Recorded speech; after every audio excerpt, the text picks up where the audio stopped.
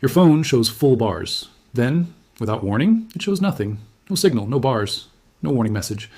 Just SOS only, sitting there like a quiet confession that something has already gone wrong before you even understood the question. Most people assume it's a network glitch, a dead zone, a software bug they'll fix later. But somewhere, in that exact moment, a stranger is holding a phone that now belongs to your identity.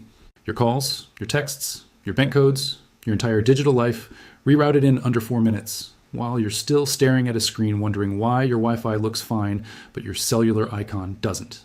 This is not a virus.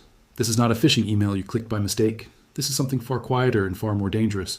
According to informed sources inside the cybersecurity and telecom fraud investigation space, this exact scenario is playing out thousands of times a year, and most victims never see it coming until their bank balance already has.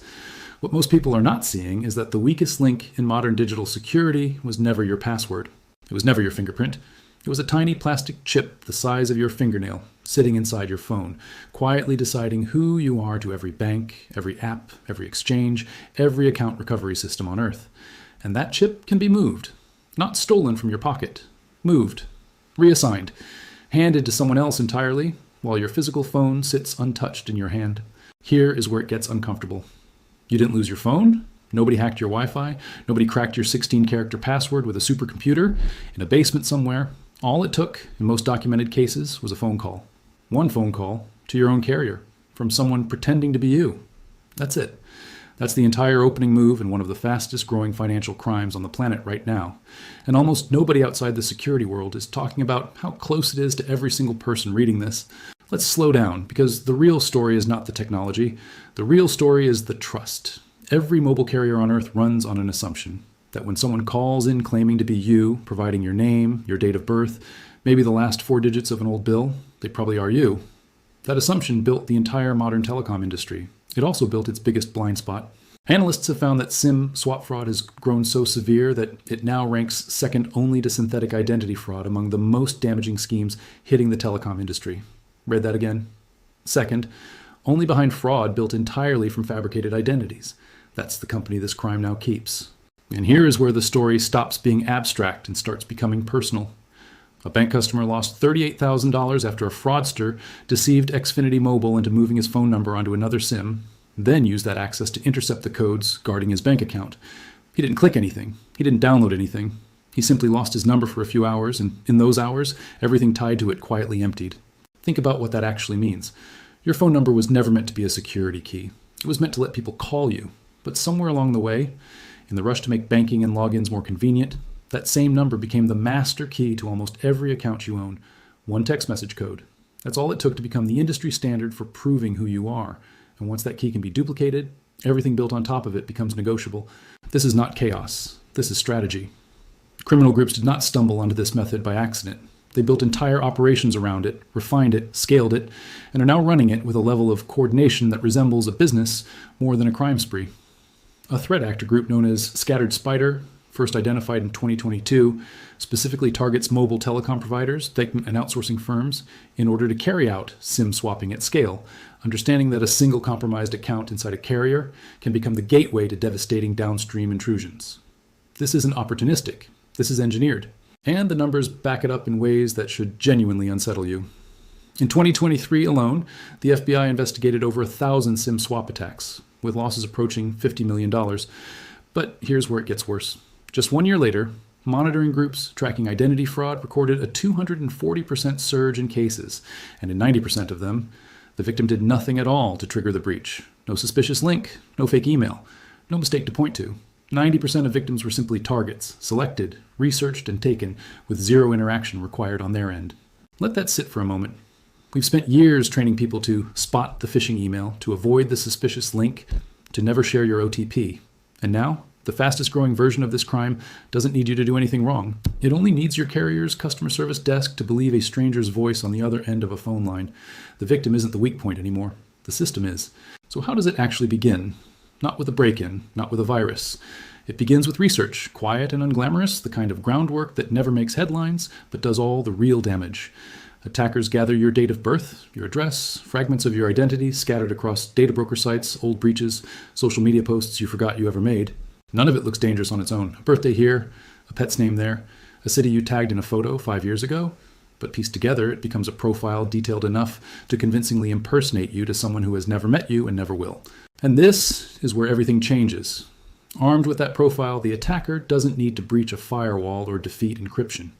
They simply call or walk into a retail location and claim to be you. They tell the representative they've lost their phone or that they've bought a new device and need to activate an eSIM in its place. If the story holds, if the details line up just enough to sound plausible, the swap is authorized. Somewhere in that exchange, a normal, well-meaning employee doing their job exactly as trained hands over the single most valuable asset the victim owns, their identity's front door. What most people are not seeing is how the arrival of eSIM technology quietly accelerated all of this. In the era of physical SIM cards, an attacker had to wait for a new card to be shipped or picked up before the takeover was complete, which gave victims and carriers a narrow window to notice something was wrong. That window is closing. With eSIM activation, the transfer can happen almost instantly, remotely, silently. No physical card ever exchanging hands. The gap between everything is fine and everything is gone has been compressed from days to minutes. And in some of the more disturbing documented cases, the social engineering isn't even the last line of defense broken. In certain high-stakes incidents, investigators found that carrier employees themselves had been bribed or manipulated through targeted phishing to bypass the security checks entirely. Think about what that means for a moment. The final safeguard between your identity and a stranger isn't just a script an employee follows. Sometimes it's a person who can be paid to look the other way. The system's last line of defense is human, and humans can be bought. Once the swap is live, the clock starts, and it moves faster than most people can comprehend. The moment your carrier bar disappears from your screen, the attacker's device lights up with your number attached to it. From there, the sequence is almost mechanical.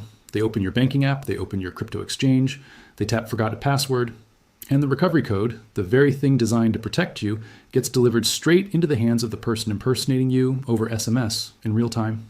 This is the part that should genuinely disturb anyone who has ever felt safe because their phone was in their pocket. Your physical device does not need to be touched. It does not need to be unlocked, cracked, or infected.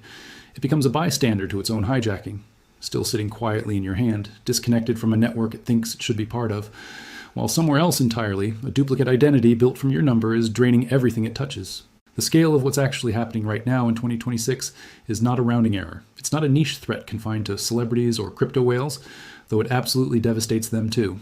Attacks of this kind are accelerating rapidly this year, now standing as one of the most damaging forms of cybercrime affecting crypto holders, everyday consumers, and investors alike. Frequently beginning the moment a carrier transfers a customer's number onto a SIM the criminal controls.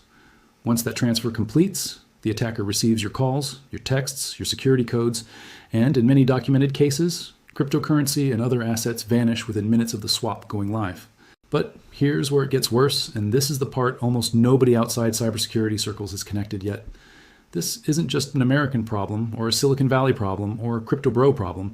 It has quietly become a global financial crisis hiding inside ordinary phone calls. In the United Kingdom, fraud prevention monitors recorded a staggering 1,055% rise in unauthorized SIM swap cases in a single year, climbing from 289 incidents to nearly 3,000. A number that size doesn't represent a trend. It represents an industry-wide failure that's only now becoming visible. And it isn't confined to individuals either. Even a major corporate breach at Marks & Spencer followed a strikingly similar blueprint, with attackers hijacking a mobile number and then socially engineering the company's own IT support team into resetting critical login credentials. Read that again. A retail giant with layers of enterprise security still fell to the same fundamental weakness that takes down an individual victim: a convincing voice on a phone and a human being trained to be helpful. Meanwhile, across the ocean, the American numbers tell their own version of the same story. The FBI's Internet Crime Complaint Center opened over 1,000 SIM swap cases in the U.S., resulting in victims losing nearly $50 million.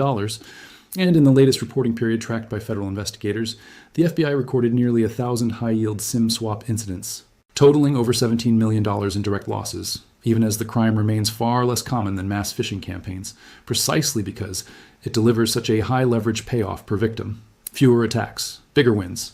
That's not chaos. That's a criminal enterprise optimizing for efficiency. And this is where the story stops feeling like a distant Western headline and becomes something far closer to home.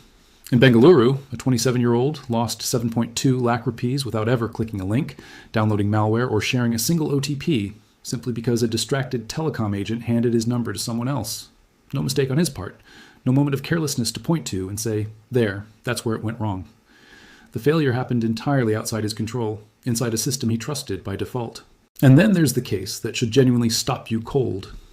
In Maharashtra, a businessman lost more than 1 crore rupees overnight after his phone unexpectedly dropped off the network, and by the time he understood what had happened, his entire financial profile had already been compromised.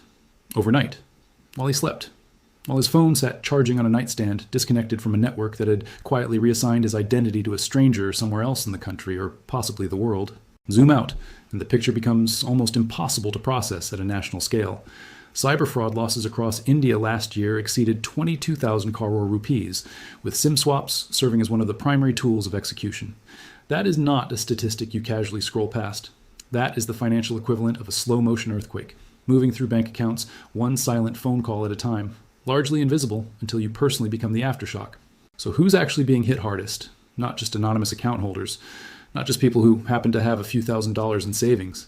The targets go all the way to the top of the digital food chain, and that's exactly what should worry you. In 2019, the CEO of Twitter himself became a live demonstration of this vulnerability when hackers took over Jack Dorsey's account by exploiting the exact same SIM swap. Vulnerability that's now draining ordinary bank accounts by the thousands. If the person running one of the most powerful communication platforms on Earth could be hijacked this way, ask yourself honestly what chance an average person's mobile carrier account has against the same tactic. But even that case looks almost quaint compared to what happened next. The official X account belonging to the U.S. Securities and Exchange Commission itself was hijacked through a SIM swap attack, after multi-factor authentication had been deactivated during a support request, and the compromised account was then used to push out a fake announcement claiming the agency had approved Bitcoin ETFs for trading. Think about what that actually represents. Not a celebrity's stolen selfies, not a drained personal bank account, a federal financial regulator's own communication channel weaponized in real time to manipulate global markets through the exact same phone call trick used against a 27-year-old in Bengaluru. This is the part that separates SIM swapping from almost every other category of cybercrime. It scales in both directions simultaneously. It can quietly rob an individual overnight, and it can, in the right hands, momentarily distort financial markets watched by millions. Same method, same weak point. Wildly different consequences depending entirely on whose number gets taken. And it isn't only about money either, which is the part that tends to get buried under the financial headlines. Federal prosecutors charged a Los Angeles man in a 6-count indictment for allegedly SIM swapping his way into the Instagram accounts of female social media influencers, then using that access to extract money from them and coerce them into sexually explicit video interactions. According to court documents, the scheme allegedly ran from 2019 through early 2023, built entirely on deceiving carriers into transferring victims' numbers onto phones he controlled. This is not a purely financial crime.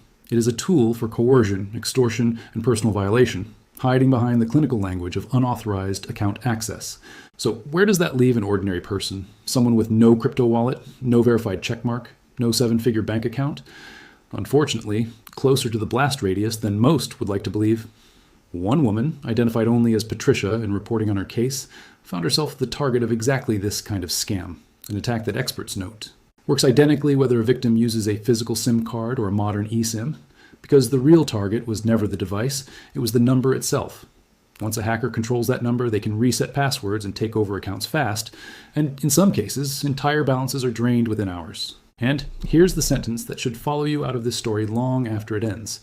Once your number is in the wrong hands, everything connected to it becomes vulnerable, all at once, without warning, without a second chance to react before the damage is already done. Email accounts, bank logins, payment apps. Hackers don't waste time, they move quickly, long before the victim even understands what's happening. Now here's the uncomfortable twist buried underneath all of this.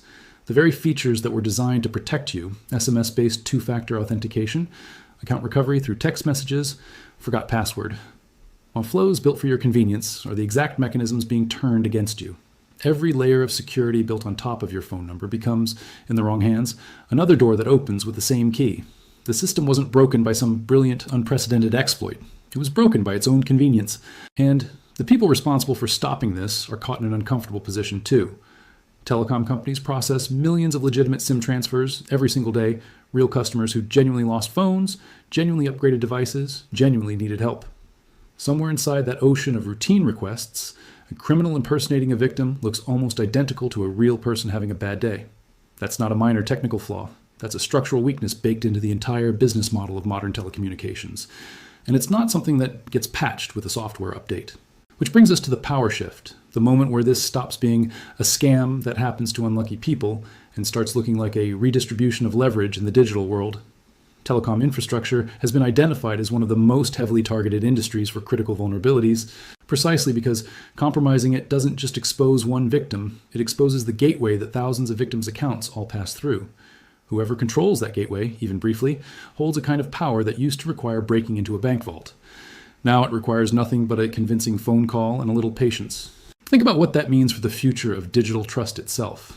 We built an entire financial and social ecosystem, banking, social media, email, cryptocurrency, cloud storage, around the assumption that a phone number is a reliable proxy for identity. That assumption is now the single most exploited seam in the entire system. And the attackers know it. They're not guessing anymore. They're running businesses around it, refining their scripts, recruiting insiders, watching regulatory loopholes close in one country while opening in another. Regulators have started to respond, but slowly and unevenly, the way institutions always move when the threat evolves faster than the paperwork. Rules requiring stronger verification before a number can be transferred have been proposed and in some places implemented. Carriers have begun offering port freezes, dedicated account, PINs, and enhanced verification for high-risk transfers. But here's where it gets worse again. Attackers don't need to defeat every carrier's defenses. They only need to find the one representative on the one call on the one day who's tired, distracted, or simply trying to be helpful, and the entire elaborate defense system collapses into a single human decision. And just as one door starts closing, another one is quietly opening. The same synthetic voice technology now capable of cloning a person's speech from a few seconds of audio is already being tested by fraud investigators as the next evolution of this exact attack. Imagine a call to a carrier's support line that doesn't just claim to be you, but sounds like you, down to the cadence of your voice and the specific way you say your own name. What happens to a verification process built entirely around, does this person sound plausible? When the person on the other end genuinely sounds exactly like the account holder? This is not a hypothetical fear invented to scare you. It's the logical next step in a crime that has already proven, again and again, that its evolution moves faster than the industry's ability to respond. The criminals behind Scattered Spider and groups like it didn't invent a new kind of hacking. They perfected an old kind of manipulation, human trust, and scaled it with modern tools. There is no reason to believe that scaling stops here. So what does all of this actually leave behind once the statistics stop scrolling and the case files close? It leaves a quiet, uncomfortable truth sitting underneath the surface of daily life. Your identity, in the eyes of nearly every bank, app, and exchange you use, has been reduced to a 10-digit number that a stranger, with the right information and the right amount of patience, could potentially take from you without ever touching your phone. Not your fingerprint, not your face, a number sitting on a SIM card, or now, invisibly, inside an eSIM profile, waiting to be reassigned by anyone convincing enough to ask. And here's the question nobody in the industry seems eager to answer out loud. If the phone number, the very anchor point of digital identity for over 1 billion people, can be moved with a single well-told story to a customer service line, what exactly are we protecting when we talk about security at all? Is it the account? Is it the device? Or is it simply the fragile human assumption that the voice on the other end of a phone call is telling the truth? Nobody has a clean answer yet. Regulators are still catching up. Carriers are still patching holes one lawsuit at a time. Victims, from a college student in Florida to a businessman in Maharashtra to a federal regulator's own social media account, keep discovering the same lesson in different languages, at different scales, on different continents. The weakest point in the system was never the encryption. It was the phone call nobody thought to question. So the next time your signal drops for no reason, the next time your phone quietly shows no service in a place where everyone else has full bars, ask yourself the question this entire story has been circling from the very first line. Was that really a glitch? Or was it the sound of your identity changing hands somewhere else entirely, while you were still looking down at a screen that had already stopped telling you the truth? And if it can happen this quietly, this efficiently, to a Twitter CEO, a federal agency, and a small business owner asleep in his own bed, the only real question left is not whether this will keep happening. It's who's next, and whether they'll even notice before it's already too late.